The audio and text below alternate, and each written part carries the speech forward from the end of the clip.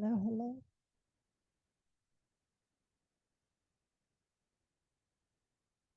Caption was on.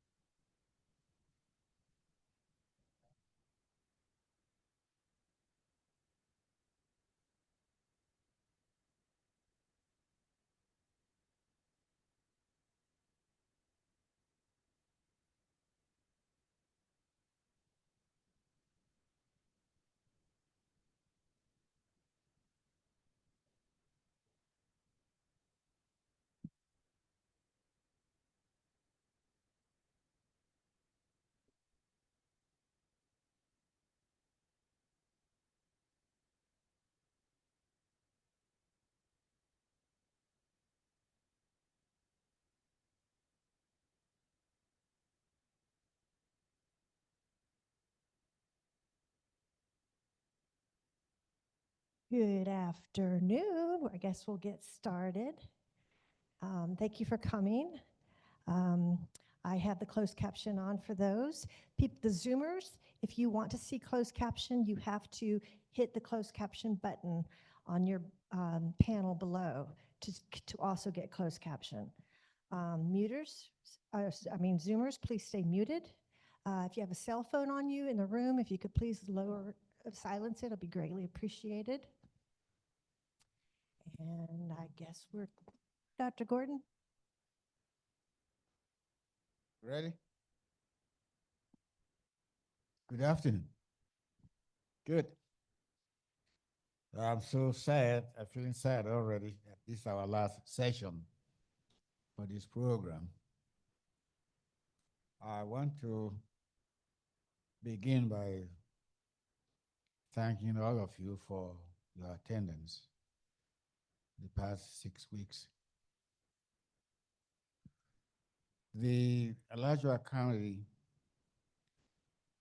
African and African Historical Society conceived of the idea of celebrating Alajua County Bicentennial.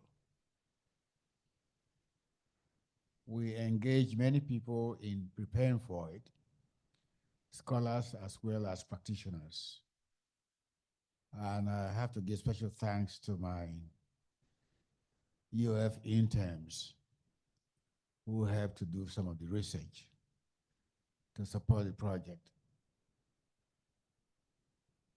Our goal was to document the presence of Africans and peoples of African descent in Alajua County, but also to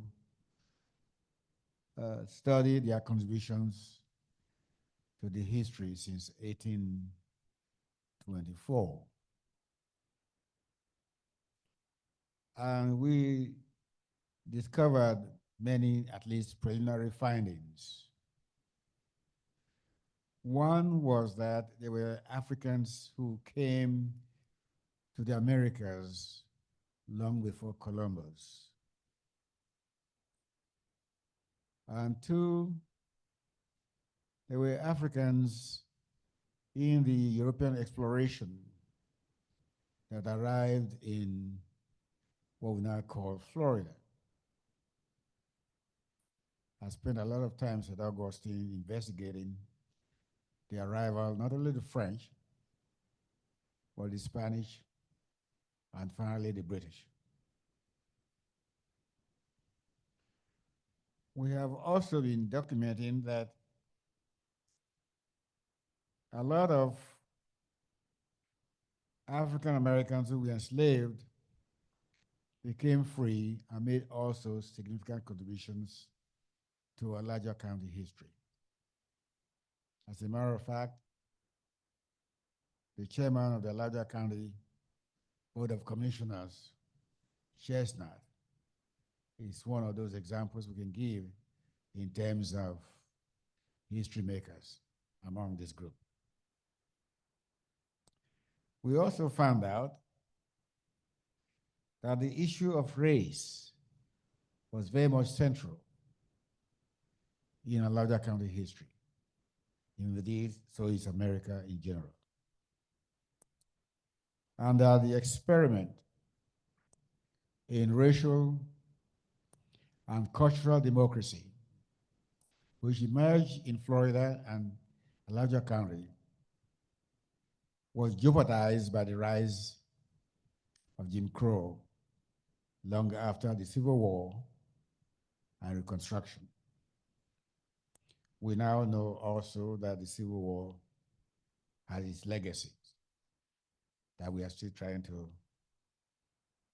grapple with. So I decided, what should I do in order to answer the last question? Where do we go from here? We have seen the good, the bad, the ugly, and the beautiful in 200 years of our history. The question now is, where do we go from here in the face of several uncertainties on national level and the search for world peace, which also impact us in Alajua County. One thing we are sure of is that Alajua County is a community of multiracial and multicultural people, even long before 1824. We saw what happened about Native Americans, all the wars. African Americans were engaged in almost every war that America was engaging for the search for freedom, self-determination, and democracy. So, I want to begin by asking you a simple question. I'm going to give you some piece of papers and some pencils. Here is what I want you to do.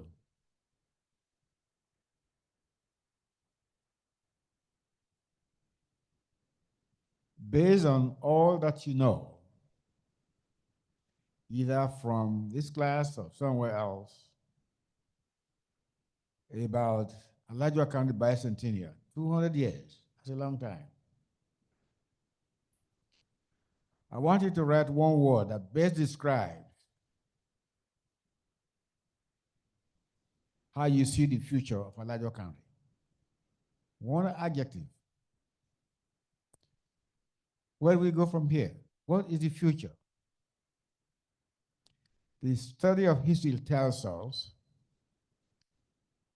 that history gives us perspectives for the present that allows us to think about the future. We project it. So I want you to help me verify that basic theory in historical studies. So based on everything you know, where do we go from here? What do you think? Just one word, not sentences. Just think one word that describes what you think the future of Alajua County is. I'm going to give you about 5 minutes.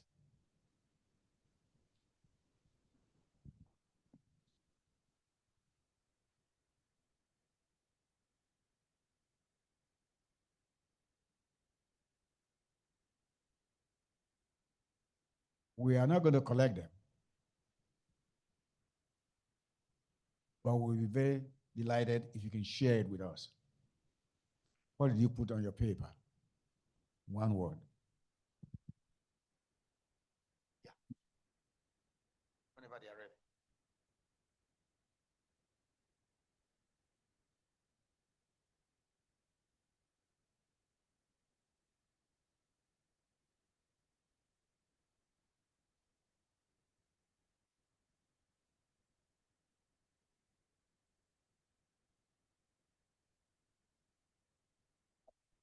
As you do that, let me remind you that Alajua County,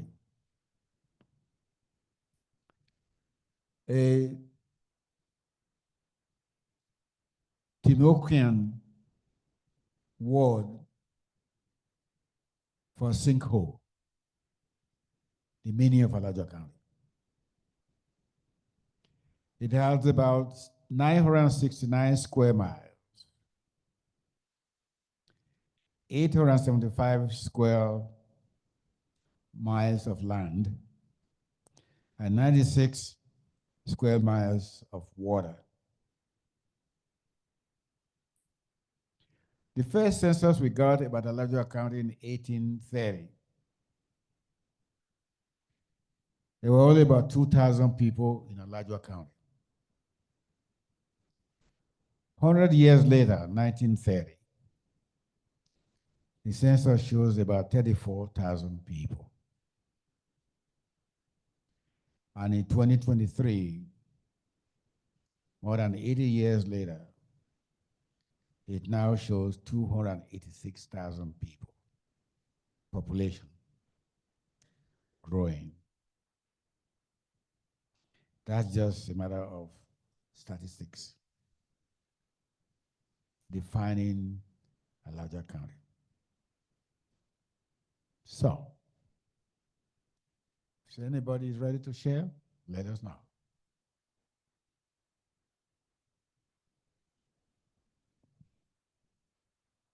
What's your word? Excuse me, yeah, I would see a continued growth in population. And I think there will be some improvement in per capita income of Alachua County. I think that's the way I see the future. Growth. Got a word? Not yet. Okay, I understand.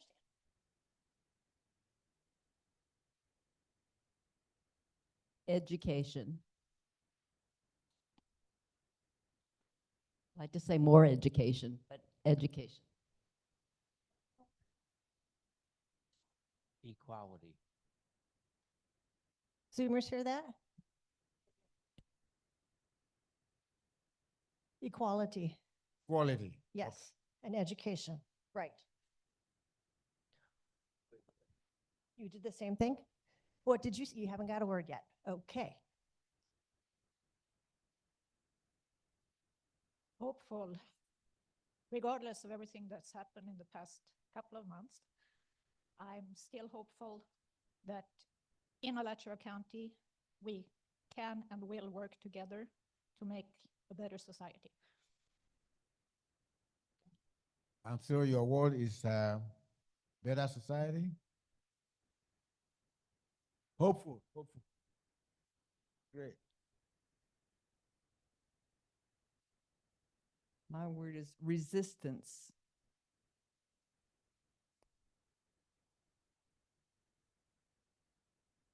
Thank you. Multiculturalism. Multiculturalism. All right. Got a word? Okay, okay. You got a word now. Okay. Infrastructure. Infrastructure. You have a word?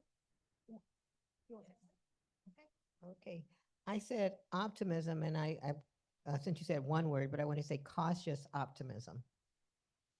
Okay, we take optimism.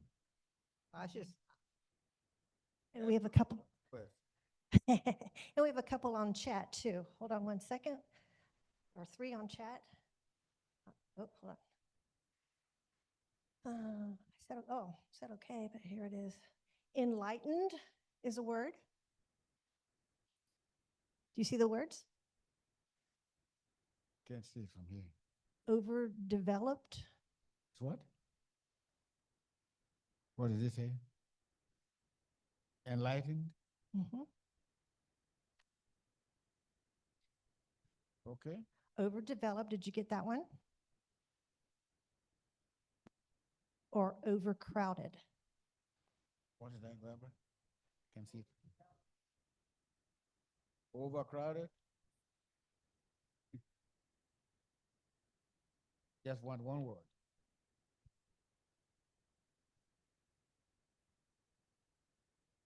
All right. What next? Have a word? Okay. That's it? Anybody more on the Zoom? Okay, you didn't have to say anything. Thank you. That's a great exercise. Now, I've read out all those words. I wrote them down. Growth, education, quality, hopeful. The list goes on. Infrastructure.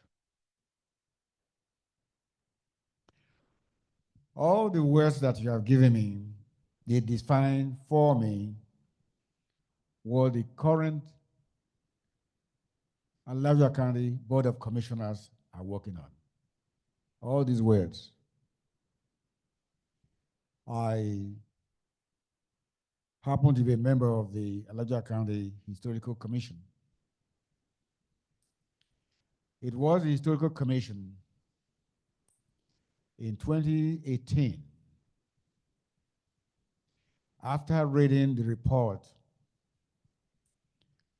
by the EJI, EJI meaning Equal Justice Initiative in Alabama, a legal organization which was established by a young black guy in 1987, Brian Stevenson.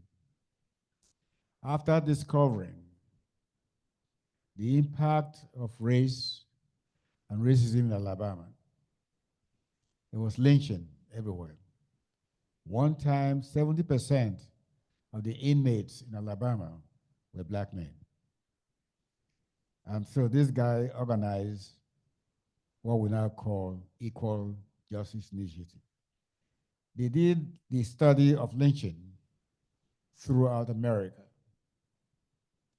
and they underestimated the lynching in Alachua County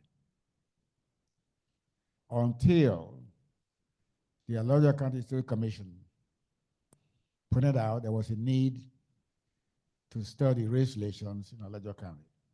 It was causing trouble. Many studies were conducted. I'm going to give you one or two of them. One was the extensive study by Dr. Patricia Hilliard Nunn. We talked about her last week as history maker, young black woman who was a lecturer at Department of African American Studies at UF, in which she documented the Newberry Six, the lynching of Newberry Six. I'm sure you all know why those 6 fools were lynched or killed. It's a very simple, crazy stuff. They were charged for stealing hogs on the farm, on the plantation, without evidence. There was another study that was conducted. There was some trouble going on university campus. And so the president then decided what he called Presidential Task Force to study what was going on with black folks and Native Americans at the university and in Alachua County. A friend of mine, you probably know him, Paulo Tix, and another administrator who passed, I believe, 2 years ago, was an engineer. They co-authored, what's his name, Win Phillips, yes. Some of you may know him, was a great engineer, became a provost or senior vice president before he passed just a few years ago. They were co-authors of the document. The document was not too pleasant. What was happening to blacks and what was happening to Native Americans. They were very concerned about the lack of black faculty and Native American professors, as well as the student body itself. So that was another study that came, that was authorized by the president, and that action should be taken to find a way to ameliorate the condition. You will recall I told you earlier that one of the themes that have gone through Alachua County history is the race issue. And one of our keynotes, Anthony Dixon, addressed race as a central element in our history.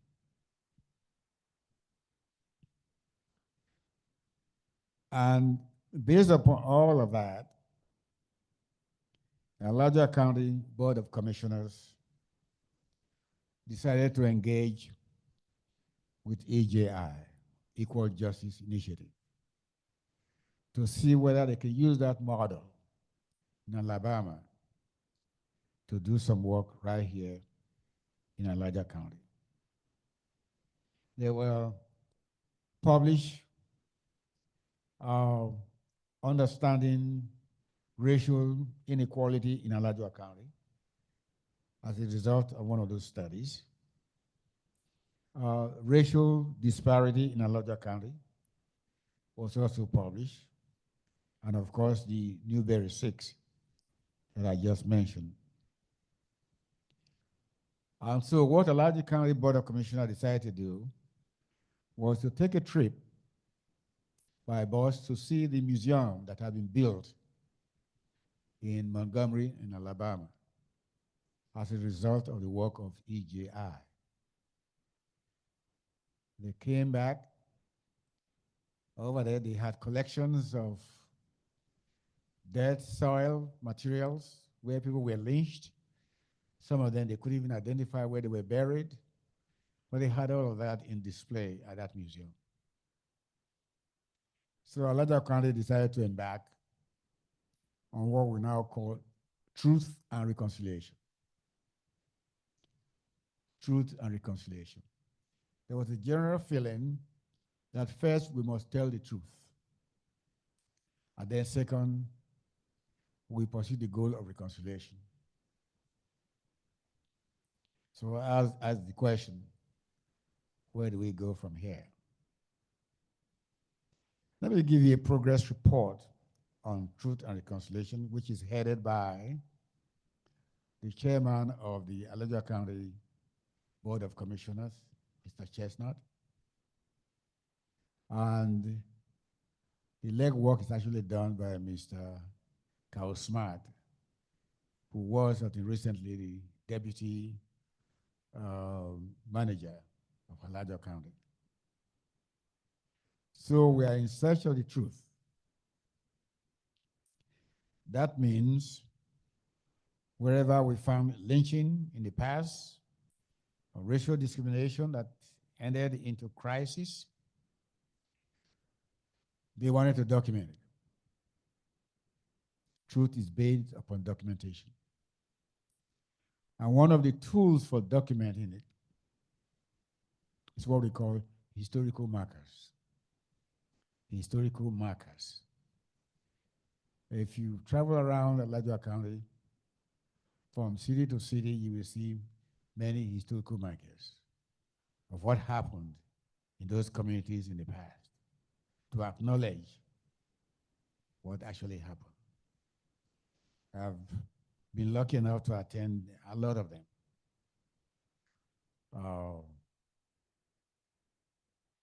Even what happened in the very, very past, the role of other people in the past, they continue to document that. Most recently, they embark in teaching. They have some faculty members, and this is called the other book. The other book. The assumption is that we have seen the first book that have miseducated a lot of Americans, as Kadaju Wilson put it, the miseducation of the Negro. With all the movements to ban books, which is a very recent phenomenon, restriction of reading of books, doesn't matter whether the books were good or bad.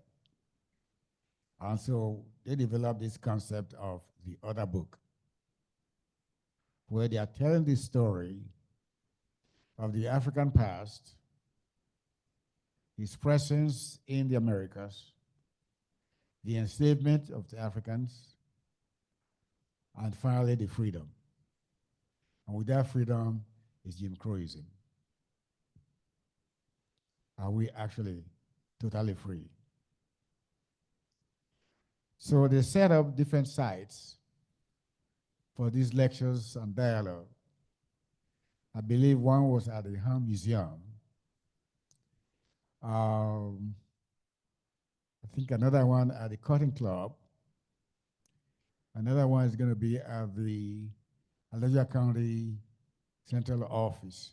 There are about 6 or 7 of them, just to educate people about the truth.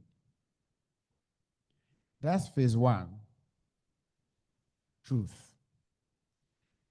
The more difficult one, as I see it, is phase 2, reconciliation.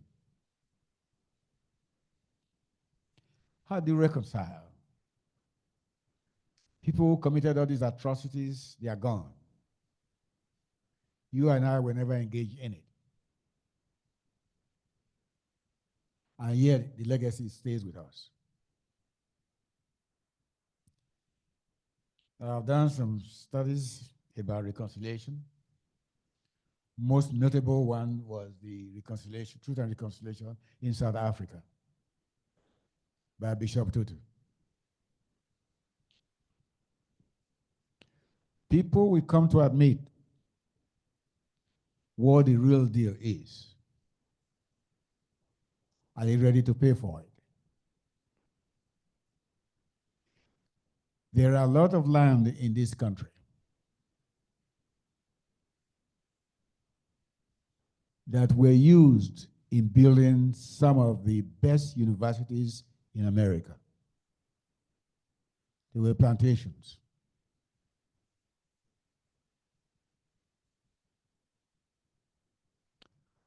And you recall, there was also a movement on college campuses from Georgetown to different places about how we use slave labor and land. In those days, if you have 10 slaves, you opt to have 50, you hold more land. Government will give you more land for plantation. University of South Carolina is built on there. A whole list of other universities. So reconciliation is very difficult. Is it going to end up in reparation? That's the question. Who's going to pay the reparation and for who?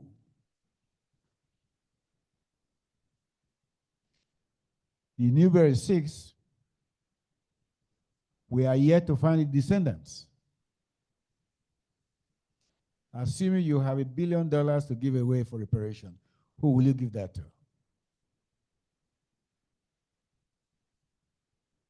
At Northwestern, we are studying the problem of reconciliation there, in which the city governors has decided to put money into education for underprivileged students, normally black kids, and also for housing. That's the way they see reconciliation. We are not quite there yet in Alachua County. We are still dealing with the truth. And every time I attend a meeting, it's called Alachua County Community Remembrance Project. Alachua County Community Remembrance Project. We are trying to remember what happened in the 20s, before the 20s, and during Jim Crow. So it raises the question, where do we go from here? It is true that our history has been bloody, ugly, sometimes beautiful, sometimes very good. We cannot ignore the progress we have made since 1824.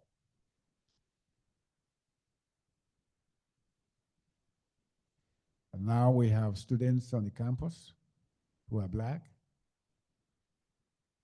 I mentioned to Pam when I was having a short conversation with her, my personal experience when I arrived in this country in 1960. I flew from, I was in Zurich, international internship. And when I got to New York, I got to Daytona Beach. It was a new day for me. Even among my own black folks, my roommate thought that the Africans, they have tails at midnight when they sleep.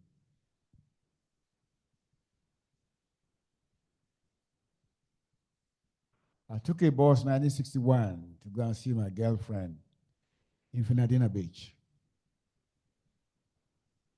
Barely about 100 miles from Daytona Beach. I entered into the bus. The front was empty. I took a seat. The driver said, "You must go back to the seat." I said, "Why?" "There's nobody here." So I sat down. We drove all the way down to Fernandina Beach, get to the bus station. There was a police looking for Jacob Gordon. I was arrested for disturbing the peace. I was put in jail. I had to call my girlfriend where I was. I was there for a couple of hours. They discovered I was an international student. They apologized.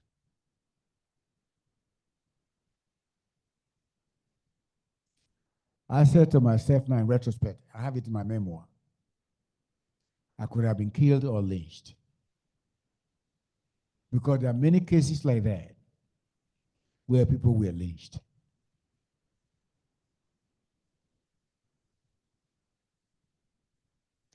That's what happened. So there are many stories like that. And this problem, I call it original sin, so to speak.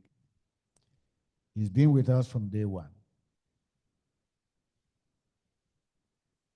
From 1876 to when even Florida became a part of the United States. 1821. Ladder County, 1824. But I think the important thing to note when we do this study, this symposium, is that many changes, good changes, have occurred in the past 250 years of the United States and 200 years of Ladder County. We cannot ignore that. It gives us some hope. I saw that on the list there. The promise of America. And yet, as I told Pam, I've traveled extensively in my research. I still like to be here. We are still the greatest nations on earth if we don't destroy what we already have. And so that's where I can't tell you, I can promise you, but all I can promise you, as you will find out in Sam Cooke's music, change gonna come.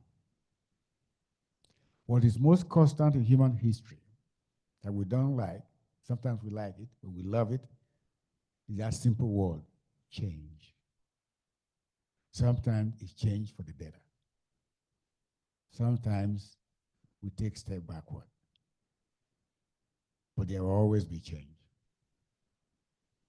And so with that, if there are questions and remarks you want to make before we enjoy this beautiful music by Sam Cooke. Now, I have a copy of the regular publication of EJI. EJI published a calendar of what happens on every day with reference to race relations in America. And I looked at it today and share that with you. I'm going to give this to the library at Oakmark and see whether they will put in their collection. On this very day, 1960, just before my arrival to the United States, in Nashville, Tennessee, a group of students met at the basement of a First Baptist church to talk about how they can integrate stores in downtown Nashville. They can't eat in restaurants. There were about 4 HBCUs, what we call historically black colleges and universities.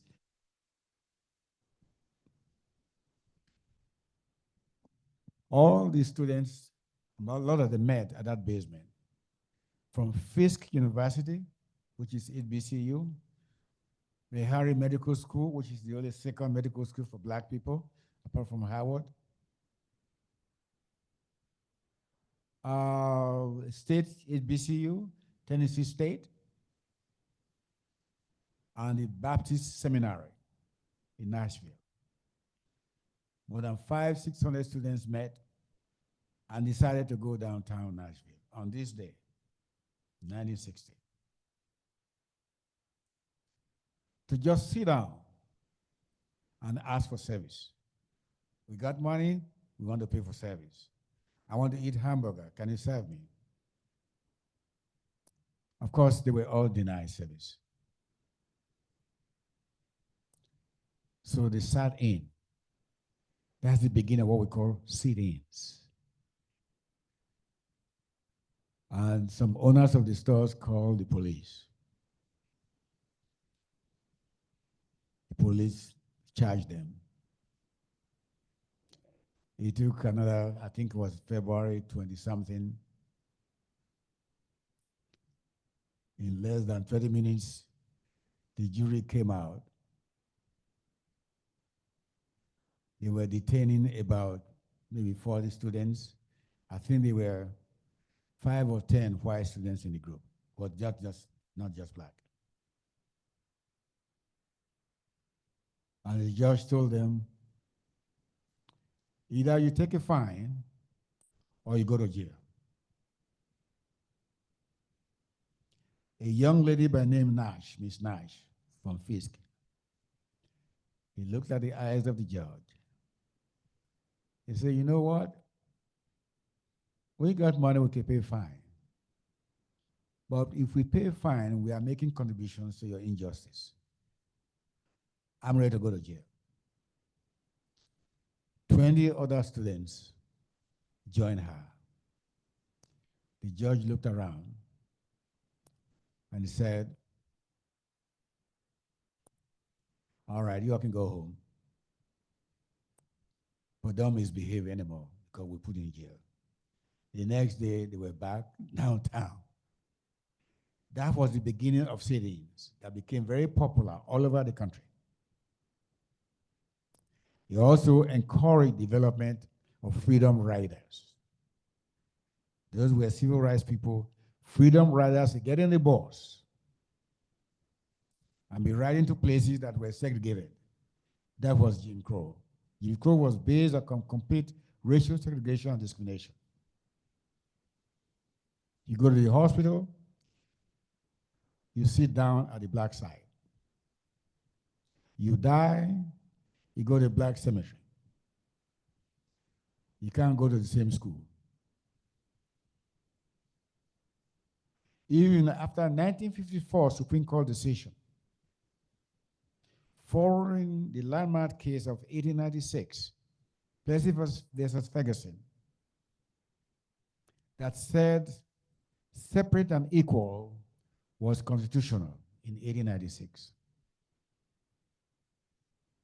Until 1954, in the Supreme Court decision,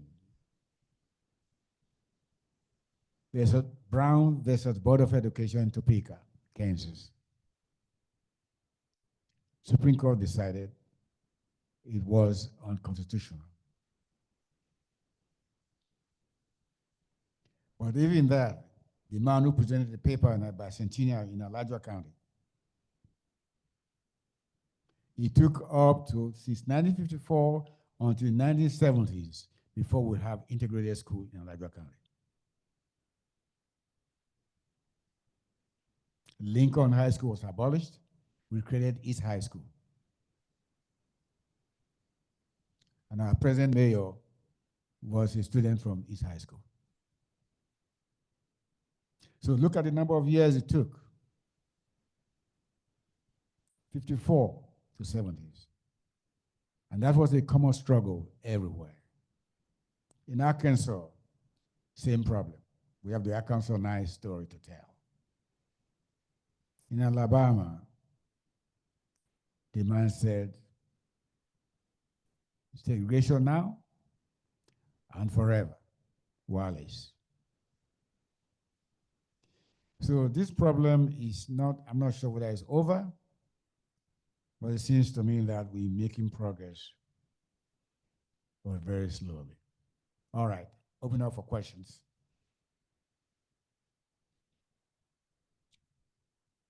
Any questions in the room? We're going to proceed with the video. Questions or comments? Comments? And then we enjoy our music. Give me just.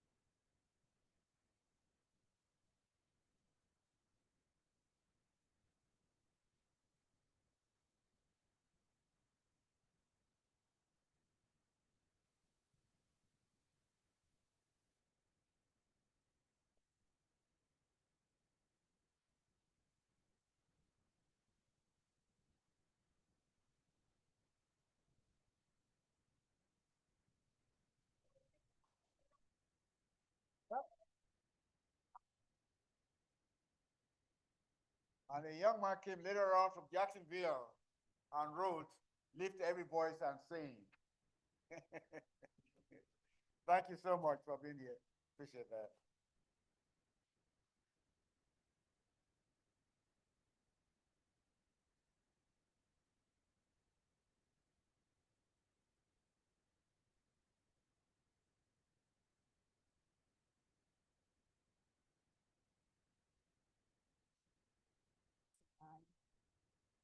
No.